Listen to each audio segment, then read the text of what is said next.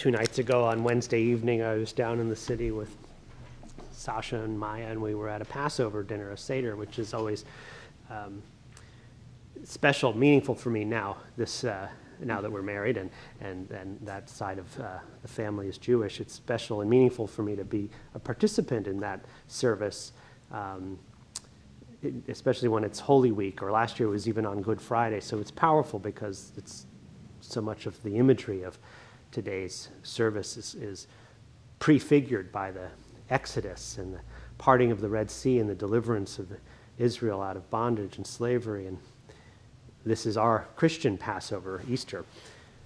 And it's traditional during the Passover ceremony, Seder, for children to be assigned questions to ask. There's the child who knows what's going on, who asks a question. There's an ignorant child. There's a bad child. And they ask questions about, why do we do this? What are we doing this for?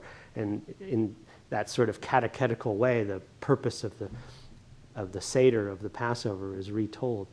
And as the meal was ending, not so much a child anymore, he's about 17, asked me a question. He said, so this the miracle, this parting of the Red Sea, what's the equivalent of it today? I mean, where are we seeing miracles like that today? And I said, well, we really don't. I mean, we don't see anything on the scale of a miracle like that, although some people will tell you that there are still plenty of miracles that are happening.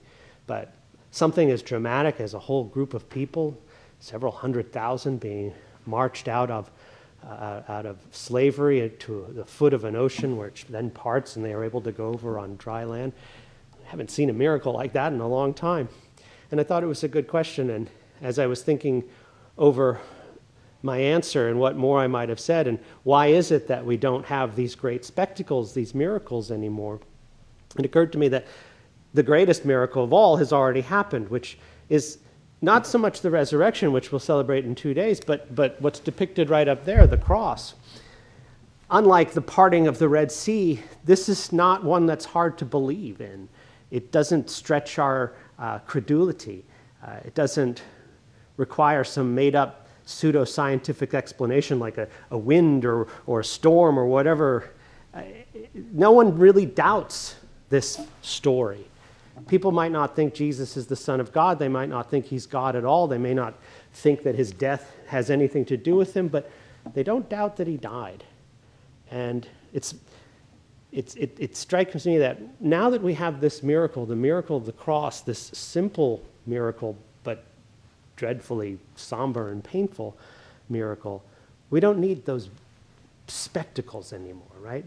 We just have to put our faith in this now empty cross and of a work of love and atonement and redemption that, as Jesus says, is finished. It's perfect. And we just have to wait for it to be fulfilled in our lives. So that's what I commend you to do for the next 48 hours, is to enter into that period of holy waiting, waiting by the tomb, waiting for the rock to be rolled away, waiting to find it empty, and waiting to greet your risen Lord with joy.